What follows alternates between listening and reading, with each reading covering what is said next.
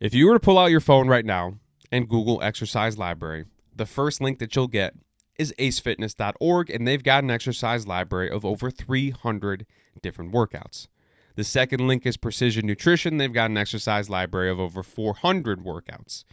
I've started making an exercise library of my own, of things that you can do at home. It's at-home workouts. It's going to be a lot of dumbbells, resistance bands, and body weight. And I've got over 100 workouts already in that library. It's not out yet. I'm still working on it. But that's a lot of workouts, and that's not including barbells, and that's not including machines. So as you go through and you start to figure out what exercises you want to do, what exercises you want to fill into your program, it can be a daunting task because you have a plethora of options. So how do you figure out which of these exercises you should be doing?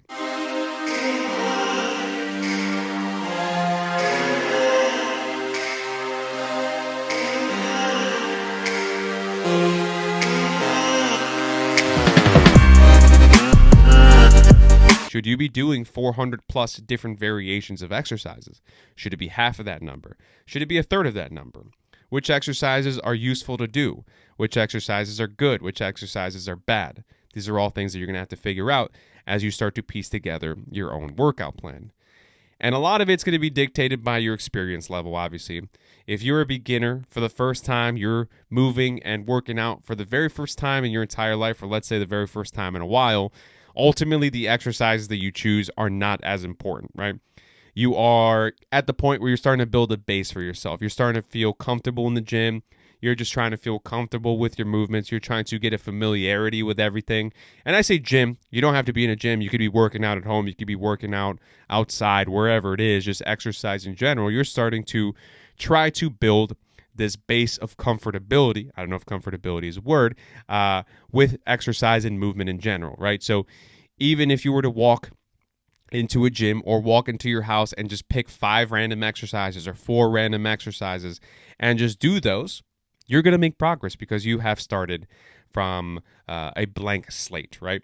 So from doing nothing, you're doing something, you're going to make progress. It doesn't matter what those things are. It doesn't matter what the exercises are, right? You could pick 3 leg exercises and do that for an extended period of time, and you would see progress, right? Because you're used to doing nothing, and that's great. So if you're a complete beginner in the gym, exercise selection is not as important to you until you build that base and you start to feel more comfortable and you can start to specialize a little bit, right? You're turning into and blossoming into an intermediate workout person, an intermediate exerciser. And when you get to that point, now your exercise selection matters a little bit more. Whenever we try to pick exercises, and this is, speaking from a personal trainer experience, but this is also something that you should know if you don't want to go down the route of hiring a personal trainer and all that fun stuff, is you want to try to hit the most things that you can possibly hit, right? And what I mean by that is depending on, let's say, you have a workout split, right? You have a general idea how many days per week you want to work out. Let's say it's 4 days a week. Then you have a general split. Maybe you do upper, lower. Maybe you have a different split that you want to hit, right? But you have these general days that you want to try to achieve in the gym. Now, as you go through and you start to pick these exercises, you want to try to spread out as much as possible and hit all the different areas of the particular day that you're trying to do, right? So let's say on a particular upper body day, you want to do 2 chest exercises. For those 2 chest exercises, you want to try to hit most of the muscle, right?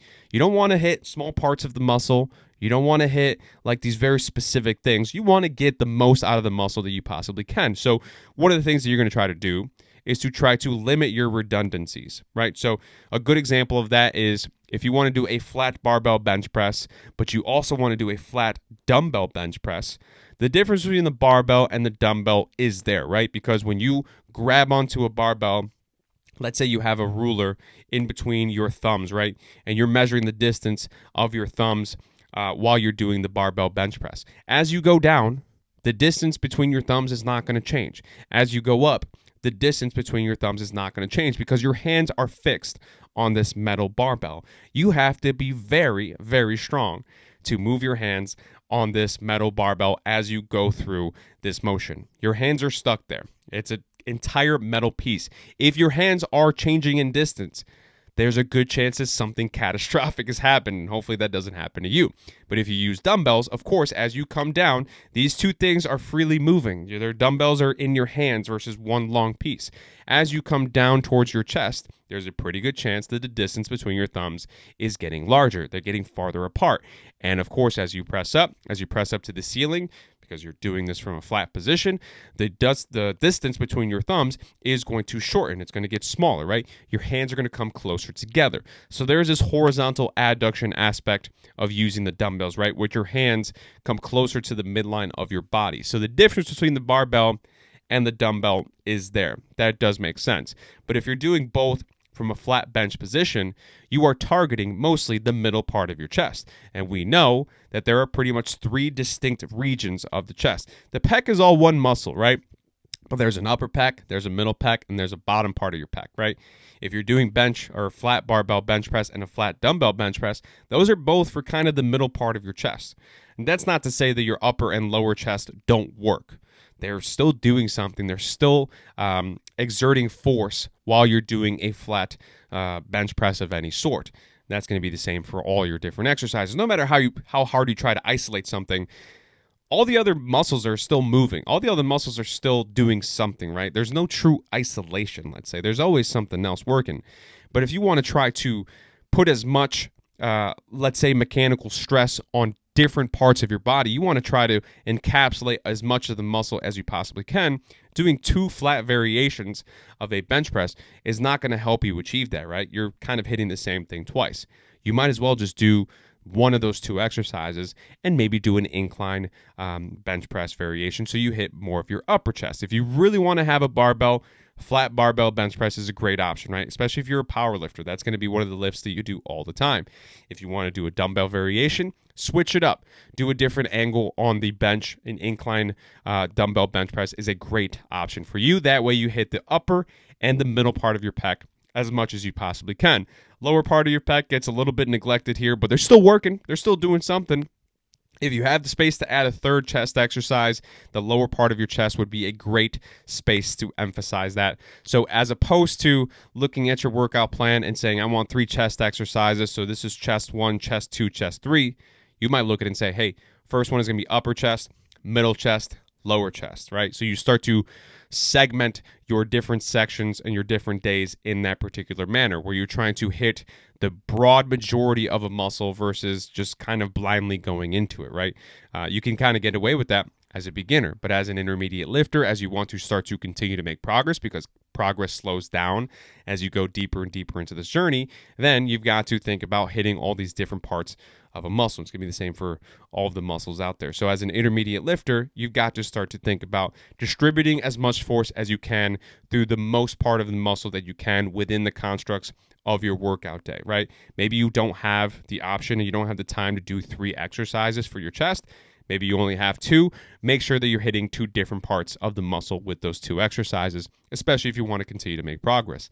As an advanced lifter, now you've got this extra layer of knowledge and this extra layer of, let's say, difficulty to try to go through, right? Because as a muscle goes through a range of motion, there's a part where the muscle is fully lengthened, and there's a part where the muscle is fully shortened.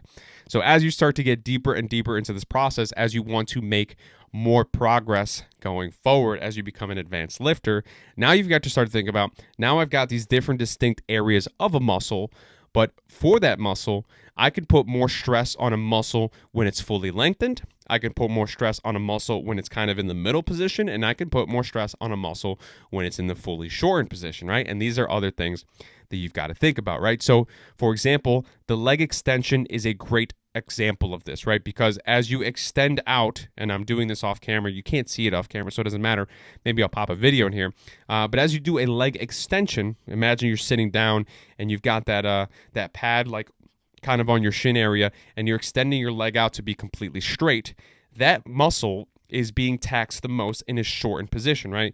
As you flex your quad and in this extended position, your muscle is pretty much fully shortened. And that's where the most of that stress is going to be in that particular exercise. So as you go through, maybe you're not like, I've got to hit the middle part of my quad, the outer part of my quad, and the inner part of my quad. You could do that as well, but maybe you say, I want to take my quad through a full range of motion.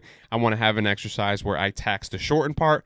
I want to have an exercise where I tax the middle part, and an exercise where I tax the lengthened part of my quad. And that's going to give you the most muscular development. And even that's a concept that can be very difficult, and it goes over my head sometimes. So that's not something that you have to worry about unless you get to the point where you're an advanced lifter.